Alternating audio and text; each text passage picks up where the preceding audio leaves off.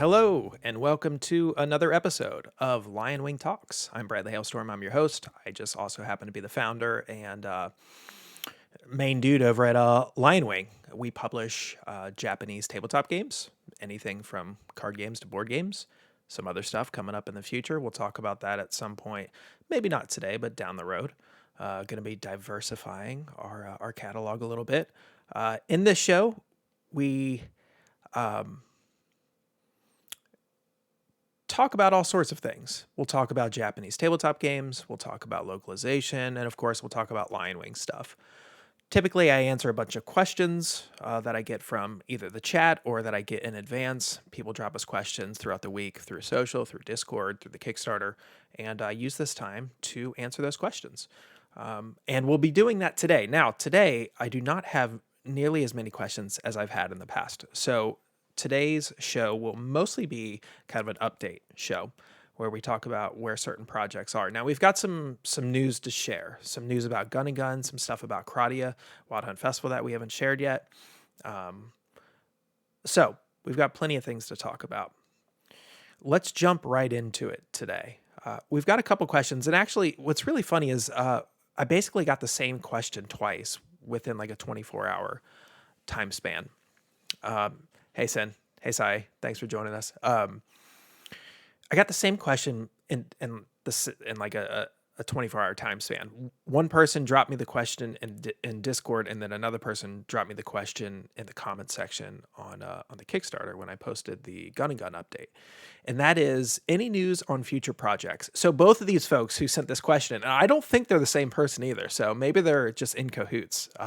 Maybe this was a tactical effort to get me to talk about future projects, a coordinated effort on the part of backers. But basically, any news on future projects. So in the past, and I shared this, I think, in the very first episode, but I know more people are listening now than they were in the first episode, so I'll talk about this briefly again. So in the past, we have only talked about future projects once we had sent off the files to the printer for whatever the current Kickstarter is. So, for instance, we didn't announce Embryo Machine until we had sorted out all the files and sent them off to the printer for Gun and Gun. And we did the same thing with Wild Hunt Festival before we announced Gun and Gun. And so that's been our MO so far. I did say when I was asked this question before that I'm not committing to one approach over the other. That's been our approach thus far. And I like that approach. Again, I never want people to feel like they backed one project and then, as soon as that campaign ends, we're off to the next thing. Because I've been a backer of those types of projects and companies, and it doesn't feel great to know that I just, dropped a good chunk of change on a project and the publisher is already off to talking about the next one. So I want to be mindful of that. I always want to be mindful of that. And I have to balance that with knowing folks want to know what's next. And of course, we want to talk about what's next. We don't, just because we only talk about one project at a time doesn't mean that we're only ever working on one project at a time. That's far from the truth. We've been working on 4 projects. There was a time when we were finishing up Gun and Gun, there were actually 5 projects being worked on simultaneously. Some of the same teams were working on multiple projects. I think I have streamlined our processes a little bit better since then, and I've got different people on different teams working on different projects at this point. And that's something that I realized probably last fall, that if I want to adhere to a fairly aggressive Kickstarter and release schedule, then I'm going to need multiple teams. I can't just stick with one team. So basically the team that did Sinome, which was our first project in 2018, was the same team that did Testament February of last year, although we were working on Testament throughout 2019. And that was also the same team that did Wild Hunt Festival, by and large. There were some new players and obviously new designers, different Japanese studios, and so that part was different. But those of us on the localization team, it was mostly the same 3 or 4 of us. I changed it up a little bit with Gun and Gun. I changed up the team composition a little bit with Gun and Gun. And then the team composition kind of went back to the original team for Embryo Machine. So it's at this point, though, knowing what we've got planned, knowing what's coming down the pike, it was imperative that I not burn people out, that I didn't burn myself out with overworking us. And so I brought on more folks. We've got separate teams working on separate projects, and that has been tremendously helpful, not just for the aforementioned release schedule and that kind of thing, but also just for my own sanity. I was very directly involved with our first 4 projects with Sinome, Testament, Wild Hunt Festival, and Gun and Gun. I was very, very, very directly involved. And I was very involved in Embryo Machine too, don't get me wrong. But coming off the heels of Gun and Gun, where I was the most involved I'd ever been on a project, Embryo Machine felt like I had room to breathe a little bit just because I had very capable people around me helping out. But Gun and Gun was a little different because I decided that I wanted to take on the bulk of the editing work myself. Now, I ended up bringing on a second editor who was the same editor for Wild Hunt Festival, Testament, and Sinome. His name is Eli. I brought him on as a backup editor, but I did a lot of the core editing on Gun and Gun myself. And I realized that just is not feasible with running a company. Being that directly involved in the localization process means that you're being pulled from other tasks you have to do as the president of a company, especially as the president of an up and coming and upstart company that's, just kind of finding its pace right now. There are a lot of things that I need to be doing that I can't necessarily do if I'm in the trenches doing the localization work myself. So I have to remind myself of that because, as I mentioned in the past, I like the actual work of localization. It's where I come from. Now, in the last episode, I talked about how nightmarish localization can be, and it definitely can be. And I also talked about how I'm a bit of a masochist then because I still love localization, despite the hell that it can be. Sometimes I have to pull myself back and say, all right, Bradley, you can't do it all. And as much as you want to be the editor on this project, it's time to, relinquish the reins a little bit, give it to someone else. So this was my long and winding way of saying, with our next project, we might announce before Embryo Machine has gone to the printer. It's not going to be super soon. This isn't going to happen next week. It's not going to happen this month. What we will be doing, though, and I'll talk about this when we get to the Wild Hunt Festival update, is Wild Hunt Festival is coming to a close when it comes to the fulfillment. So we've got some good news on that front. And once I know that we're in the clear and everything is going to go off as intended when it comes to the fulfillment process with Wild Hunt Festival, then we're going to talk about what's next. We've got something really, really different planned for the next 2 projects. The next 2 projects are very different projects, very, very different projects. I think they're going to be super exciting to a lot of folks. It's stuff we haven't done before, and yet I think it's still very much so like LionWing stuff. So if you've liked our stuff thus far, I think you're going to like especially the next 2 projects. The next project especially, I think people will dig. So we're not going to talk about that stuff yet. I'm sorry that I can't give any concrete details on what is coming down the pike, but you really probably only have to wait. When I look at the calendar here, we'll probably be talking about what that next project is in April. I don't know if it'll be the beginning or the end of April or somewhere in between, but it'll be April that we'll probably announce it. So I will say this.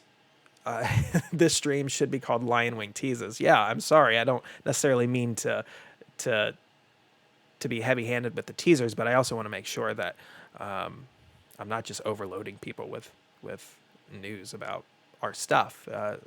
So much of running a company is spacing out your stuff. And with that comes announcements. Announcements are tricky. You never want to announce too early because by the time that the product's actually there, the Kickstarter is upon us, people have forgotten about it. People have moved on. It feels like old news. And you don't want to announce too late because then you don't give enough time for as many people to learn about the project as you can. So it's a tricky balance. It's not necessarily, it's not a dance that I like to do, honestly. it's challenging to find like what is the right time to announce something. But nevertheless, I think you're going to find that as soon as Wild Hunt Festival has been fulfilled, we're going to be going right into our next Kickstarter project. So we're already working on that project. It is almost done. So we've got a little bit of time. We're going to tighten up some things. It's a bigger project for reasons that you would not ever guess. But nevertheless, things are coming along well with that project. You know, what's funny is our next project was going to not be our next project. It was going to be our fall Kickstarter. And then we kind of shifted things around and took inventory of what's going on in the marketplace and all of that and said, hold on a second, I actually think it probably makes sense to swap these two releases. I think they both benefit from being in the place of where the other one was. So I will say this, if you want like a concrete tease, our next project is from a well-known designer. So there you have it. The other question we got, in a question that we actually get pretty frequently, probably every week, at least once a week, sometimes 2 or 3 times, and that is, when will the pledge manager close for X game? And so I will say that the pledge manager for Wild Hunt Festival has been closed for a while. We've made some exceptions. So folks who have come to us and have talked to me individually, or who have DM'd me on Discord or wherever, we've been able to kind of work a little bit of magic. But I think we're so close to fulfillment that one's probably done. That pledge manager, I probably can't work my magic too much any longer because things are now out of my control. And I'll talk about what that means here in a second. With Gun and Gun, so you've still got some time, not a ton of time, but you still have some time. And then with Embryo, actually here's a little bit of news, and I'm going to be dropping this as an update tomorrow. So if you're watching tonight, then you're getting a preview of what tomorrow's Embryo Machine update is going to be. It's not a super exciting update tomorrow, but it's a necessary one, and that is walking folks through the Pledge Manager. So the Pledge Manager is going to open tomorrow.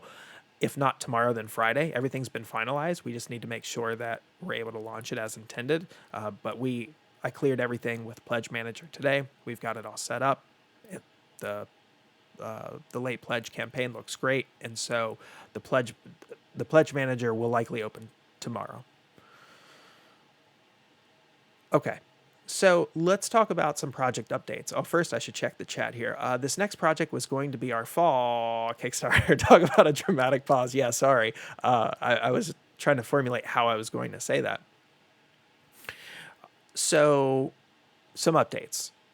Let's talk about Wild Hunt Festival first, because it's an update that we haven't really given yet. So, we are expecting the pallets of Wild Hunt Festival to be picked up next week. So that I think I mentioned or alluded to, I can't quite recall. I've written so many updates lately.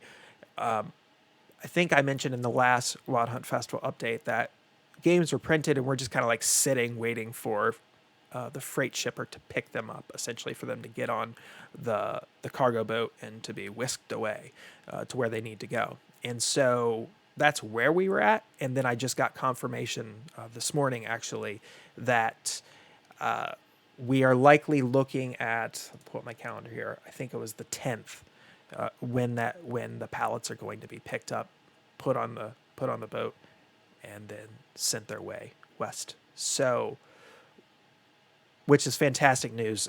You know, with international freight shipping, you never know, though, if being shipped and kind of getting on the water means that your stuff is going to arrive in a North American port in 10 days, or if it's going to arrive in 30. You would think that it would be pretty easy to predict, hey, a boat is going from here to here. They have an itinerary. They have timelines and deadlines, delivery times to meet, right? I mean, if they say they're leaving port in this place at this time and they are going to arrive at this place at that time, okay, done deal, right? Unfortunately, it does not work that way. We found out the hard way, actually, with our first project with Sonoma Coliseum, where we were a month late on the fulfillment of that project, but we actually would have been more on time, except our stuff ended up getting held up at port once it made its way to North America, and so that ended up tying us up by 5 days or something crazy. I can't remember back clearly enough to fully remember the length of time that whole debacle ended up taking up. But it was like close to a week. Like the games were in the port, in a port in California, and we couldn't do anything with them. There was this whole huge issue with paperwork or whatever. Our stuff ended up getting held for close to a week, and then it was a mess. And you would think, okay, well then that just puts you a week behind. But then it's a domino effect. Once one part of the process gets behind, everything else gets behind. So ideally, with Wild Hunt Festival, if they leave port in China on the 10th, it usually takes about 2 weeks to make its way to North America. So ideally, it would arrive here in the States the 24th. And then it takes about a week to get to the fulfillment site. They got to itemize everything and inventory everything, et cetera, et cetera. And then fulfillment pretty much starts almost immediately. So I say all of this to say it's very possible that fulfillment on Wild Hunt Festival starts mid-April. I mean, that's what it's looking like right now. I'm only going off of the information that I have right now, which is not accounting for like A, human error, and B, shit just going sideways, because it always goes sideways. So we may actually be a little earlier than May. I knew that was always a possibility when we were kind of charting this stuff out. But again, you never, especially once you've delayed once, you pretty much always want to overestimate your second time. That way you're not having to have that conversation again. I absolutely hate that conversation of, all right, so we're missing our date. I mean, no one likes to have that conversation. It's a bad conversation to have. So if I can avoid it a second time, I most definitely want to. Thus, I said May, but it's looking like some people might start getting their stuff in April, which is cool, which means hopefully fulfillment will be done in May, which means the next Kickstarter project will probably launch not too long after that. So that's how that timeline is looking. Wild Hunt Festival, I don't have any other updates on Wild Hunt Festival. I mean, at this point, with everything being done, I just kind of want people to play. I want people to play the game. I want people to dig into the lore. I want people to find their favorite characters. I want people to get trounced by bosses. I want people to play the nightmare mode. So, all right, so I'll talk about the nightmare mode for a moment. You know, when the game came to us, when I found the game, and we talked with Ramo-san and the folks at Liner Note and decided, yeah, let's do this localization partnership. There was no nightmare mode. There was no talk of nightmare mode in the very early goings of the localization process for that game. Nightmare mode actually came about much later into the development cycle when, you know, I had already kind of plotted out all of the stretch goals for Wild Hunt Festival, and I was still kind of doing some market research and that kind of thing. I mean, we weren't launching. The Kickstarter wasn't launching at this point for quite a while. Someone said in the chat, somewhere between April and 2024 for a delivery. Yeah, I think that's, you know what, that's probably the safest delivery window right there. Sometime in the next 3 years, you are going to get Wild Hunt Festival. I promise. I can't make many guarantees in this business. I can make that guarantee. Sometime in the next 36 months, that game will show up. And it'll be amazing. And you'll say, wow, you know, Bradley was right. It did show up sometime between now and 2024. And then I'll look good. You'll be happy because your expectations will be tempered. And then you'll get to play your game. And it'll be like, hey, you know, it's like missing that December date never really happened because my second promise I delivered on. I mean, so what if I get myself a 3-year window? So the nightmare mode of Wild Hunt Festival came about in the middle of development, in the middle of the localization process. And I remember I went to Ramo-san after I was doing some market research and realized, like, we need more stretch goals. We're gonna blow past where I think where I thought I originally was going to land. And then, yeah, I realized, hold on a second, I think this is actually going to do much better than I was originally anticipating. Have any ideas? And I think it was Ramo-san who said, well, we could always just make the game hard. We can make the game harder. And I was like, well, that's not really a stretch goal, but we can make a new mode that's really hard. That is a new stretch goal. And so his team got to work and pumped out nightmare mode actually pretty quickly, all things considered. It was like warp speed how quickly they put together the nightmare mode and play tested it. That was the cool thing. We wanted to make sure that nightmare mode, I mean, we wanted it to kick your ass. That's the whole goal of any nightmare mode, right? And no matter what kind of game you're playing, if you're playing a nightmare mode, you want to get your ass handed to you. That's the whole purpose. So we definitely wanted to make sure that it was hard as hell. And at the same time, we didn't want to make it impossible because that's not fun either. Like there's got to be some, even if it's like a faint little sliver of hope, we want to give some people hope that you actually can defeat these nightmare mode bosses.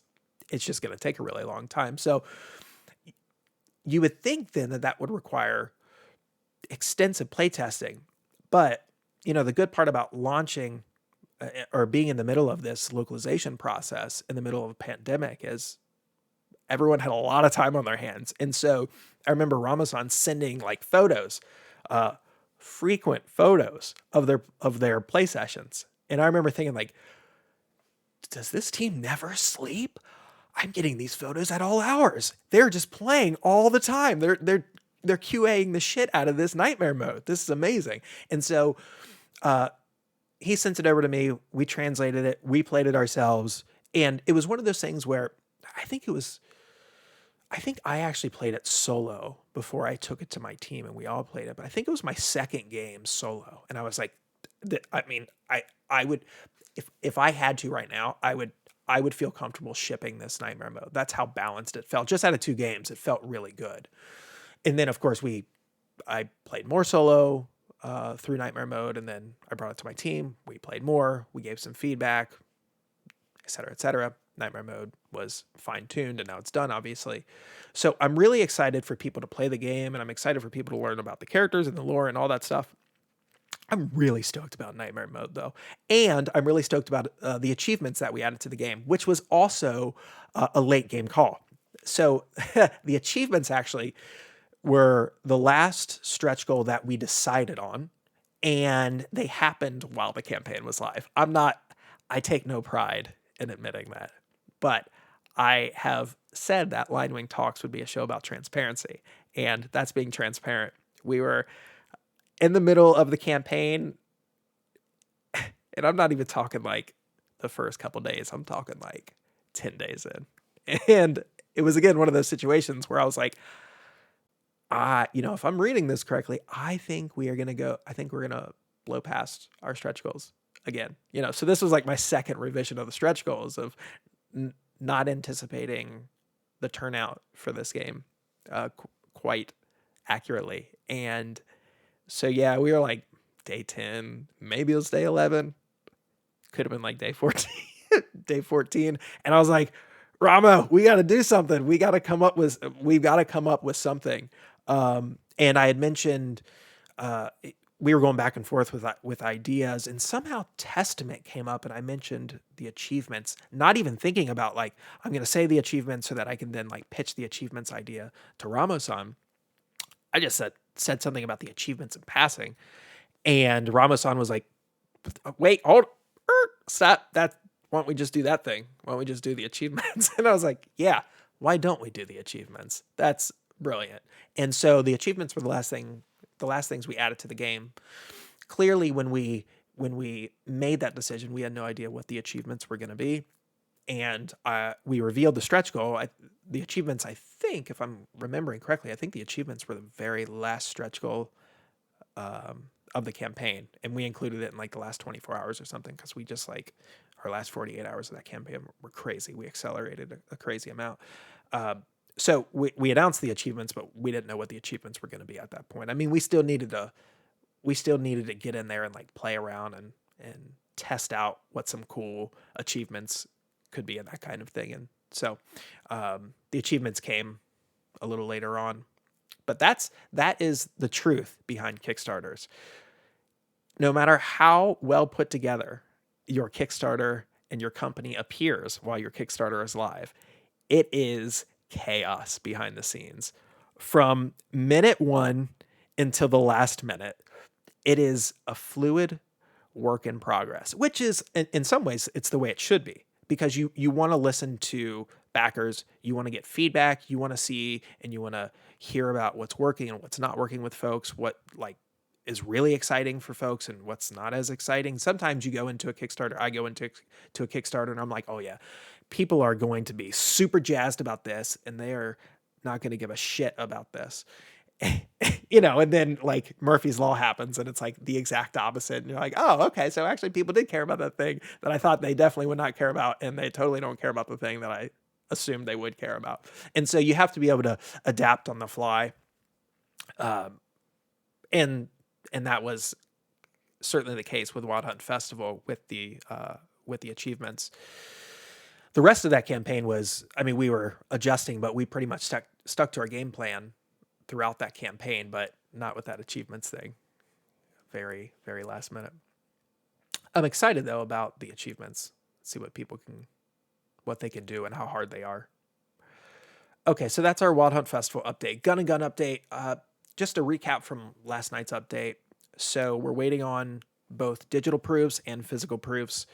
Things are moving a lot more slowly than I had anticipated and had been led to believe. The printing company, I mean, for all intents and purposes, did not work in February. And I went back and I read my emails, and I mean, I felt like it was made pretty clear to me that they were going to be working come like February 6th, 7th, 8th, not February 26th, 7th and 8th. So, but that's how it went. So we're a little slow right now. I think the account manager who I've been working with felt a little bad. And so I was talking with him yesterday morning or the morning before that. And he was like, okay, I'm going to get these digital proofs to you like immediately. I'm so sorry. And we will get these physical proofs like ready to go by next week. So I think they're doing their best there, but it definitely has slowed us down by basically a month. So that's probably going to throw off the delivery date. Some people, like I mentioned in the update, some people might get their stuff starting in May, like the tail end of May. But it's more than likely looking like a June-ish fulfillment, if I had to guess. That's assuming, we don't hit any snags in the proofing process, which, as I've mentioned many times, that's where things can go awry and slow down big time. My hope is that because Gun and Guns, in some ways, Gun and Guns Kickstarter components, like the extras that we've added on, in some ways they're not terribly unique, and so it should be pretty standard run-of-the-mill printing practices to make that stuff happen. And at the same time, I want to make sure that it all looks good. I want to make sure that the storage box looks good. I mean, it's easy to print a storage box. It's hard to print a storage box that looks good. It's easy to print foils. It's hard to print foils that look good. So, that's where things could go off the rails a little bit. So the printer that we're working with for Gun and Gun is the same printer that we worked with for Sinome, but it's not the same printer that we worked with for Testament or Wild Hunt Festival. So I already have previous experience with them, and they handled Sinome's campaign and print job flawlessly. I really like how that game turned out. They did exactly what I asked them to do. So I have the utmost confidence in them as a printer, but just because you have the utmost confidence in someone doesn't mean that they're going to produce the first time exactly what you're wanting them to produce. I mean, that's the whole point of a proofing process, that no matter how good your printer is, they may not be conceptualizing something in the exact same way that you are, even if you kind of spell it out for them exactly what you're wanting and what you want the thing to look like. So, that's just how it goes. Hopefully, though, everything goes off without a hitch, and then, we'll be good to go. Someone asked in the chat, how do the custom sleeves go into all of that QC and estimates? So the sleeves are probably the easiest thing to print. Although the sleeves for the gun cards in Gun and Gun are admittedly a strange size. They're not the usual card sleeve size. those are actually pretty easy to get right. So they're easy to get right because you have to plan a little bit ahead of time for what you want the sleeves ultimately to accomplish. Do you want a really snug sleeve that has the possibility of being too snug when like the specifications actually go into the printer and then the things get manufactured? Do you want to leave a little bit of room so that it's not so snug that it's going to fuck up your cards? But if you do that, then what happens if when it goes to the when it goes to the printing press, there's something slightly off, and now all of a sudden your sleeve is a little too big, and so now it doesn't fit your card cleanly. So you always have that to worry about when you're talking about sleeves, especially with a sleeve that is a non-traditional size. It's so much easier to get a sleeve right when you're just talking about the standard card size, because how many sleeves has been how many sleeves of the standard size have been produced in this life? More than you can count. And so printing companies pretty much have those down. They don't mess those up too much. But when you're asking them to do something pretty obscure, yeah, I mean, certainly that's when you worry about quality control. And that will be part of what they send me when it comes to the physical proofs. So they're going to be sending me everything. They're going to be sending me everything from the base game to all of the Kickstarter extras. That's what I paid for. That's what I requested. And so I'll be looking at all of that. I'll be showing off all of the components as well. So for Wild Hunt Festival, when I got the proofs, I showed off pretty much everything. People gave feedback. And so I plan to do the same thing with Gun and Gun, and the sleeves will definitely be something that I'm going to show off to people, and I hope they get it right. I mean, we've gone back and forth about the sleeves quite a number of times, them asking questions, me providing better clarity, me providing reference photos, et cetera, et cetera. So I think we've probably had more communication about the damn sleeves than we have had about the actual game itself, or about any of the other components, about the foils or the storage box. So if there's one thing that probably will end up being okay, that should have maybe not turned out so well, it'll be the sleeves, just because the account manager and I have talked about them. I won't say tirelessly, because that's an overstatement, but we've talked about them enough. So that's Gun and Gun. We showed off the tabletop simulator version. We linked everyone to that last night as well. Prior to the tabletop simulator version, we just had the Tabletopia demo, which I don't love Tabletopia. Tabletopia serves a purpose for me anyway, and that is to a very quick, free, browser-based, easy to access program that you can at least get a feel for the type of game that we are putting up on Kickstarter. But it's not something that like you want people to use regularly. It definitely is not that. Tabletop Simulator is much better at accomplishing that goal than Tabletopia. So what we're going to do, so we released 3 gunners, all 3 gunner skills for each gunner, an additional gun. So now we're up to 5. I think before in the demo we had only shown you all 4 guns, and the guns were locked. All the loadouts were locked. You had to play Habana with Inra and whatever, and you had to play Ron with this and that. So now it's a free for all. Now you can begin to kind of experiment with what it's going to be like when you actually get the game and you get a chance to kind of customize things a little bit. So we introduced Datara, which is the sniper rifle of the game, which is badass. So Datara is, I don't want to say it's my favorite gun, because I think my favorite gun is probably Tsuetsuki from Overheat. But I like Datara a lot. It's one of my more favorite guns from the core set, I would say. I kind of want to say it's my favorite gun from the core set, but I'm not ready to commit to that quite yet, because there are several guns in the core set that I like. So I really like Inra. I know Inra is like real vanilla. And Inra's strategy really kind of exists around double bullet. But there's something nice about Inra's simplicity. It's a great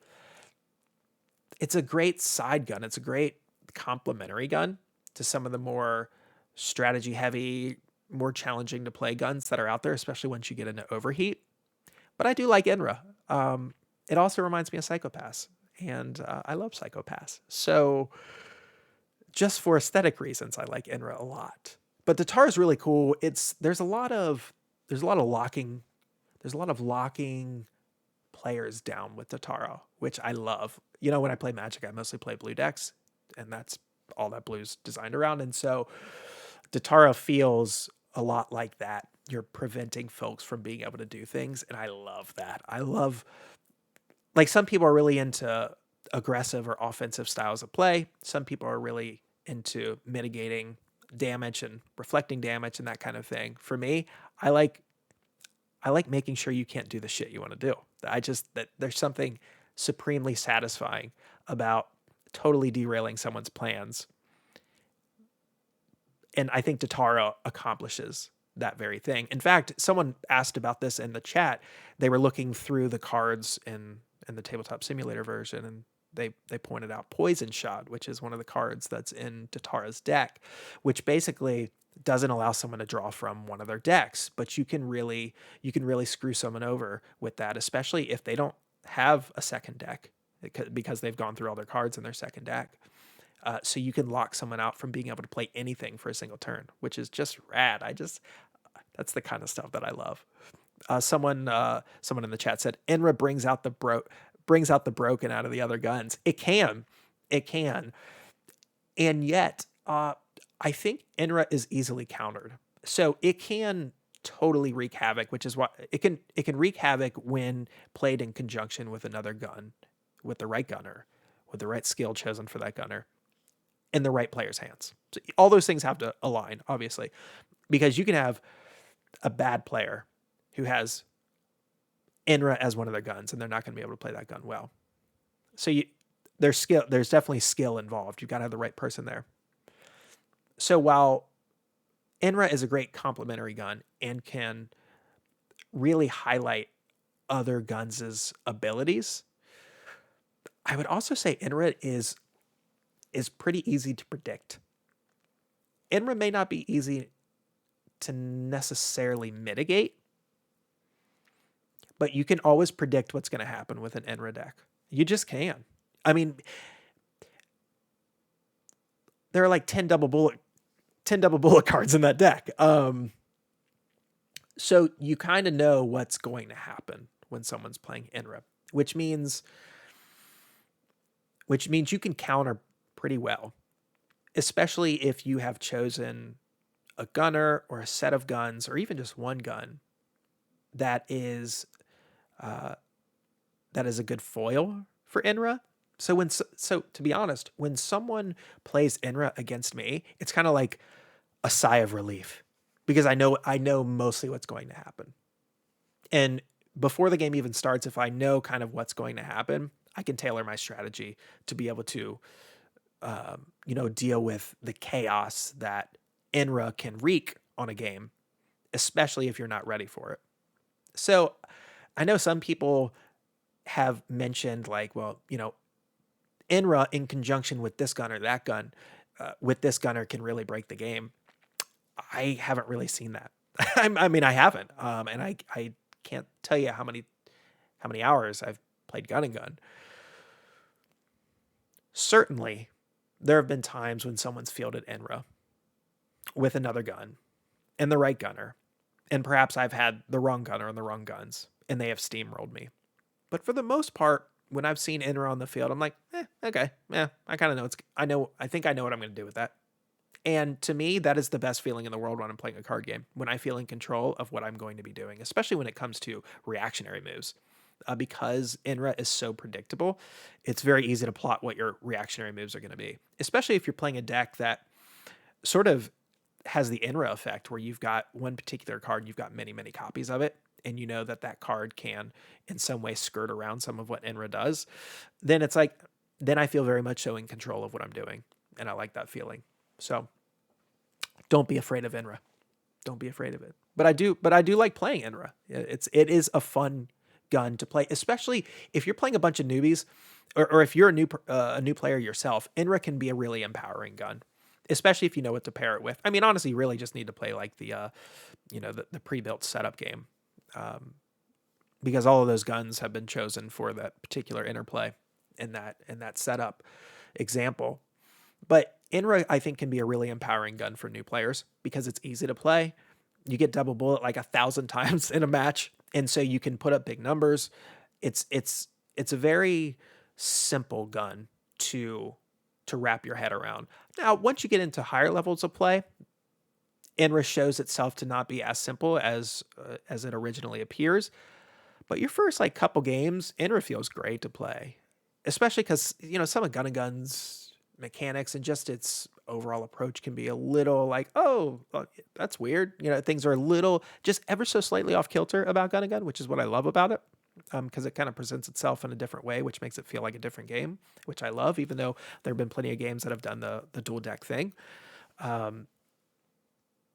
Still, I like when a new player is learning the game with INRA because I think it helps them make sense of the game so much better. You don't got to plan for too many things. Its deck isn't like crazy complicated. Pretty straightforward stuff. Okay, so Embryo Machine, let's give an update on there. I mentioned the Pledge Manager will be opening either tomorrow or Friday. We'll be putting out an update for that. What we are working on right now is compiling a list of our changes for the final asset review. In fact, that's what I worked on today. I worked, I think it was about 6.5 hours on compiling all of our bits of feedback, all the bits of feedback that people provided us through the Kickstarter, through Discord, et cetera, but then also our own internal reviews feedback that we had come up with. So I started compiling that list. The main things that you're probably going to see different with the final version of Embryo Machine: verbiage changes, terminology changes. So I'll talk about some terminology changes right now because I was just doing this up until a couple hours ago. One term that I never liked in the game, but it needed to stay in the game for the Kickstarter because we were too far along to be making any changes before we went live and all that stuff with the Kickstarter, and that is the add-on term. So if you look at the rulebook and if you look at the Embryo Machine unit boards, you see in the top left corner of every unit board, there's a place that's denoted as add-on area. It uses that language too. Add-on. That's a type of card in the game. I mean, there are many types of cards in the game. There are shooting cards, there are melee cards, there are movement cards, there are aim cards, there are armor cards, and then there are cards that were just called add-on cards. Add-on is astoundingly vague, and calling something an add-on card, I mean, I can't really think of a better way to say it, so I'll just say it just kind of sounds like shit. Like, what is an add-on card? Like, what does that even mean? So we knew we were going to be changing that. And then someone in the chat at some point in the Discord even brought that up. Like, have you ever thought about changing that? And I'm like, yeah, sure have. We also needed to change that for the expansions. If we are going to publish Throne and Frontier, Throne and Border, and Gifted, we need to make sure that terminology is uniform across all games. And so we needed to get rid of the add-on terminology in base game Embryo Machine for that reason as well. But even if that wasn't the case, we were getting rid of that terminology. It's terrible. So we are now calling them support cards. We toyed around with multiple words there. I think we were down between calling them support cards, equipment cards, and auxiliary cards. And ultimately, once we started looking at the language in the rulebook and in certain card descriptions and just how the words all sort of came together in various sentences, support cards sounded the best. I liked the look of auxiliary more, but it didn't read as well. It sort of felt needlessly complicated word. Auxiliary is such a vague word anyway. I mean, I guess so is support, but I think people have a better understanding of what a support something is than an auxiliary something. And so there are many reasons why we ultimately decided on support. So that's one of the changes that we went with. trying to think of some other changes off the top of my head, and of course now I'm totally coming up blank. I can try to pull up something here, but I mean, I gave us a longer localization period on Embryo Machine than I have with our previous games. Because like I've learned my lesson now with the pandemic that if you think in a non-pandemic environment that you can deliver something in 7 months, you should just automatically tack on 8 weeks. You just should. Um, and so all of a sudden, a 7th month delivery turns into a 9-month delivery, and that's kind of how I thought about Embryo Machine, and that's why I pushed it out to December. I mean, December feels pretty far away considering we launched in February, and it's like, oh my gosh, that's a 10-month development cycle. But it's not really a 10-month development cycle because you've got shipping time built in and all of that stuff. But it certainly is our longest time frame, and it's not just because of the pandemic. That was definitely the primary driver behind it, but it also was to give us enough time to flesh out the things that we wanted to flesh out. I didn't want to be up against the clock again. Localizing against a hard deadline sucks. I mean, doing anything against a hard deadline sucks, but localization is especially shitty to do up against a really rigorous timeline. And there's just too many things you can mess up in localization, and you really need to take your time with it. And your assets, your text need to go in front of a lot of eyes to make sure that you're presenting the best possible text in the final game that you can. I mean, certainly you always want to ship a game that has the least amount of errors in it as possible. But I mean, I can't think of a single game that I've played that hasn't needed either further clarification or there wasn't some kind of error. It might have been a typo, or it might have been something bigger than that, like a rule wasn't worded correctly, and so therefore the game's kind of broken upon release. I mean, I've seen various levels, but you figure something's always going to be wrong in the final product. It's just that seems to be the way it goes. But we certainly want to make sure that we minimize those errors as much as possible. So, although I will say that Sinome, other than a misprint issue that we had with one of the promo cards, which we ended up then reprinting and sending to folks anyway, pretty flawless job. I was pretty proud of that. Of course, it's the smallest game we've ever done, so it's much easier to get a small game right than like a big sprawling game like Testament or something like that. So anyway, I wanted to make sure that we gave ourselves plenty of time to get Embryo Machine right. So that's that. I'm looking through my notes here that I took today. Oh yeah, so we're doing a lot of terminology changes with the terms token and marker. So before we were calling, we basically broke things up into two categories. You were either some kind of token in Embryo Machine, or you were some kind of marker. We now have introduced chit into the mix. So we've actually got 3 categories to call things that you're going to be picking up and either putting on the battlefield or putting on your unit board. So it was 2, now it's 3. But the third, I think, is actually the introduction of a third term, I think, actually provides better clarity. And again, will set us up better if we decide that we want to publish the future expansions. So again, terminology is what we're mostly going to be focusing on. Certainly there are some typos like in the rule books and the cards and that kind of thing. And we know that, and that, we're not done with our final patch yet. So all those things will be cleaned up.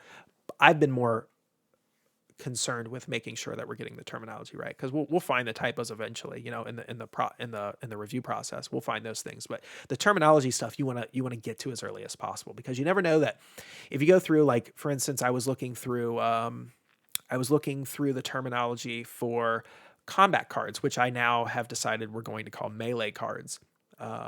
Or combat damage is now melee damage. But, I was going through the rule book, looking through the document, and I was like, okay, so there are 46 instances of where combat card is used. And I need to make sure I change all 46 of those instances to melee card. But then you don't realize that somewhere else, either in the rule book, in the quick reference sheet, on the cards itself, somewhere in the game, you might find that it was missed along the way that the melee card is you still got your old verbiage there of where it says, it's still using that combat card. And that's the kind of thing that just like drives me insane. Like, I want to make sure that we never miss those things. So it's important to find your terminology stuff early, because you have to then go through and make sure you didn't miss cleaning up the old verbiage across all of the assets. You never know where one might be like hiding. Sometimes the terminology hides in the weirdest of places, and it's like, oh, what, I don't need to even go into that asset because I know that wording isn't in there. I can just move on to something where I know the wording is used that I need to change. And it's almost like inevitable that the thing that you're like, I don't need to worry about that, is the thing that you actually need to worry about. So find your terminology early, make your changes early, so that way when you go through your subsequent reviews and passes, you find it all. Someone in the chat said, for Embryo Machine, will there be a place to upload custom mechs? Do you mean like, are we going to have some sort of community site where people will be able to upload their mechs and then other people will be able to access those mechs and download them for their own games? If you mean that, then yes, that probably will happen. I don't think that Mosaic did that for their release, but we've already seen people talking about this in the chat room. Like, this is something that people are stoked about, making their own mechs. I think I saw someone saying like, I'm going to make all the mechs from Xenogears. And I'm like, you totally should. And then I want those because I want to play with them. But the best part about Embryo Machine is it's a very user-friendly, user-oriented game that is great for community content. So I think someone asked a long time ago in one of the LionWing Talks episodes, like, do you support community-made content? And it's like, fuck yes, I do. Like, A, it's cool as shit that people care about our game enough that they want to like go and do something with it. And B, hey, more content is good for everyone who wants more content from the game.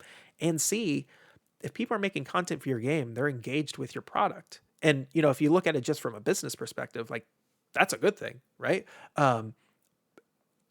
So with all of our games, I mean, it's part of why we're doing the LionWing Virtual League. I want the community to be as involved as they want to be.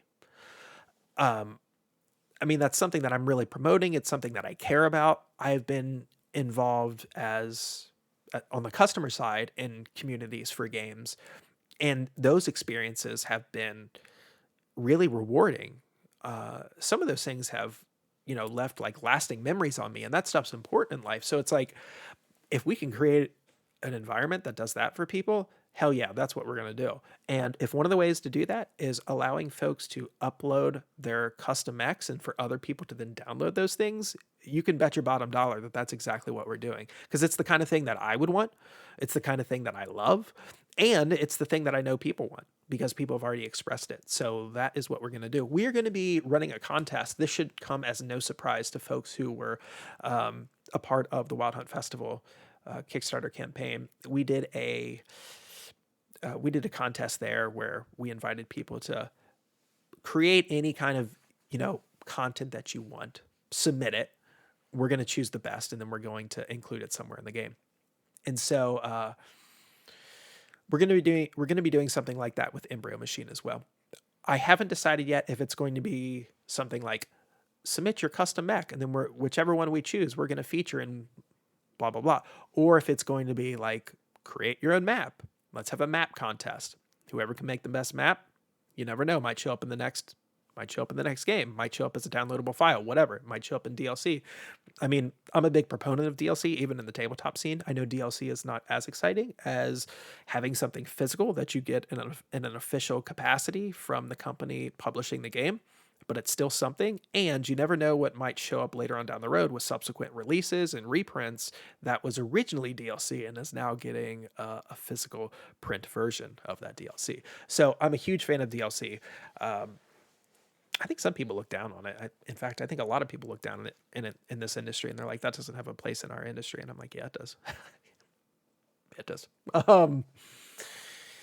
So yes, that is my long way of answering your question, Frank. I hope I answered your question. Okay, so that's some Embryo Machine talk.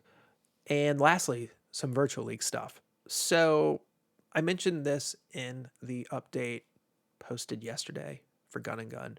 If you have experience and or want to be a part of growing the LionWing League, hit me up, reach out, drop me a DM. Wherever you can find me, drop me a DM.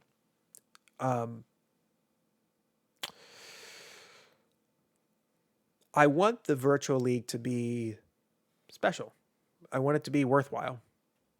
And I want it to have data tracking. I want it to have a lot of things. I don't know if I'm going to be able to implement all of them, but I kind of have a vision, and I'm just trying to figure out how to execute on that vision.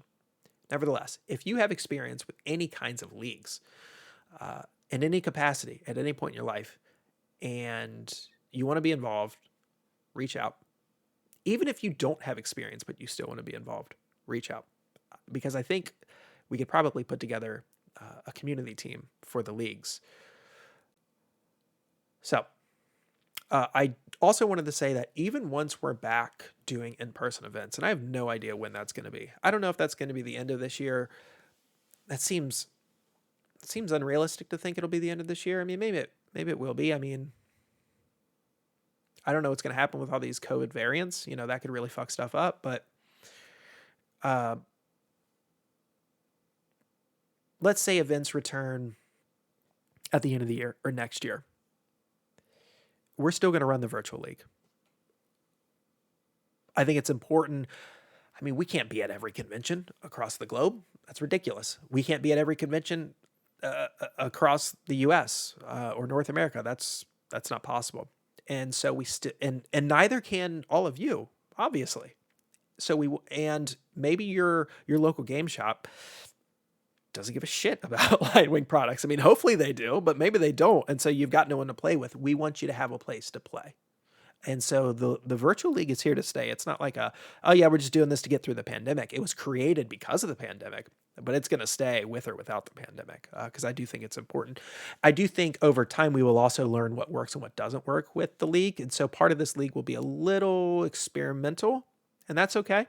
We'll figure some things out as we go along. Hopefully we've done enough homework to get things off the ground and running smoothly enough, but inevitably we're going to tweak things along the way and make things better and add to, subtract from, all of that stuff. So the virtual leagues are here to stay.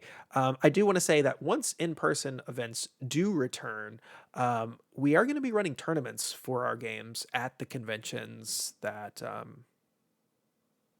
we're at. I don't know if we'll necessarily run tournaments or events at every convention we're at, but certainly some of the bigger ones, the more popular ones, yes, we're going to run events, we're going to run tournaments, and we're going to have exclusive prizes. I already have planned out kind of what our first couple season rewards are going to be for the virtual league, but then I've also got planned out what our in-person event prizes are going to be as well. So that stuff is already done. Ultimately, it'll be about printing those things and making sure that those who participate get those things. But for the conventions, we're going to be offering rewards, and there'll be different rewards than the virtual league. So you'll have an incentive to play in the virtual league because you'll get exclusive shit there, and then you'll have an incentive to check us out if we're around you at a convention as well. And we're not limiting our in-person events to just our competitive games.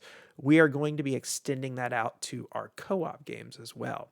So something that I had planned to do at Gen Con last year of 2020 is I was going to run and this was assuming that Testament was going to get to people somewhat on time, but even if it wasn't, I was going to bring copies of the game anyway to Gen Con, and I was going to run a sort of like a boss rush tournament. So who can make their way through Testament the quickest? And you'd be playing as a group. So you can't do it solo. You gotta have other people. You have to talk with other people. And so sort of like time-based contests for Testament. We're going to be doing that for Wild Hunt Festival for sure. And for future co-op games, we're going to be doing that for. So the in-person events are going to be for the obvious stuff like Gun and Gun, Embryo Machine, the stuff you would expect it to be for, but it's also going to be for the unexpected stuff. It'll just be handled in a different way, and it'll mostly be handled through those time-based contests, boss rush style things.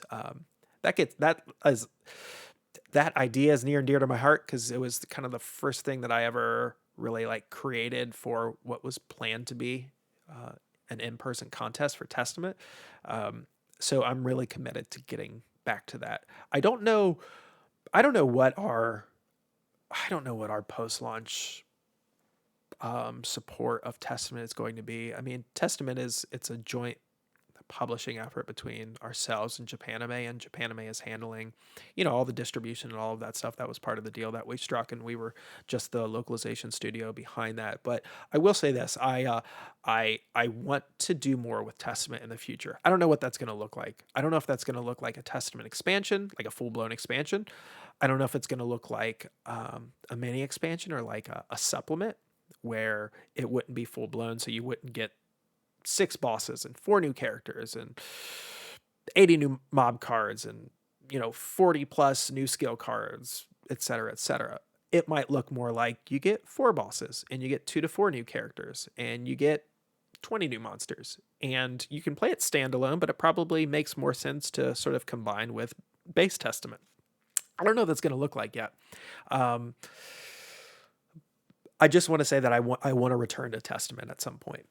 I feel really strongly about that game. I don't think I've actually ever shared this on any of the LionWing Talks shows. I shared this at some other point when someone interviewed me.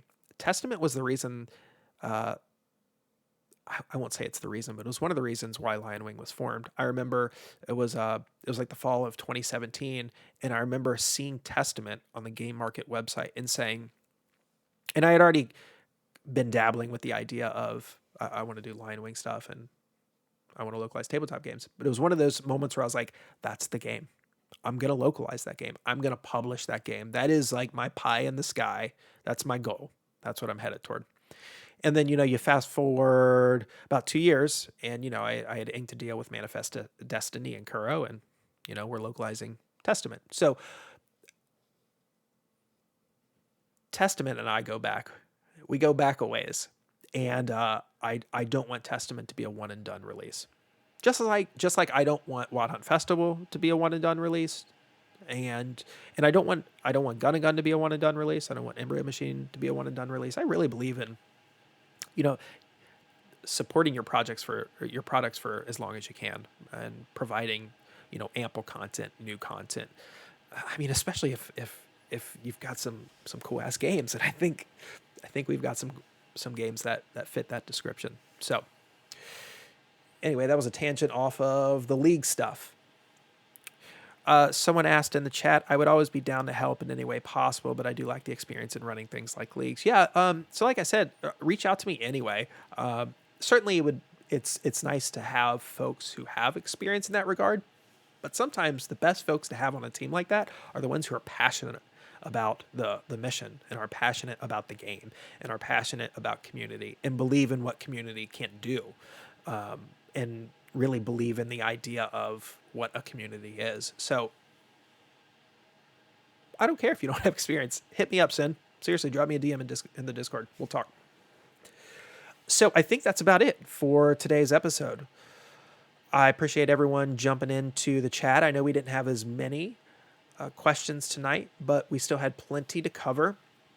And we've got some exciting stuff. I mean, really, 2021 is going to be I think another banger of a year for LionWing. I'm really excited about the stuff that we've got planned. I'm excited about getting games in people's hands.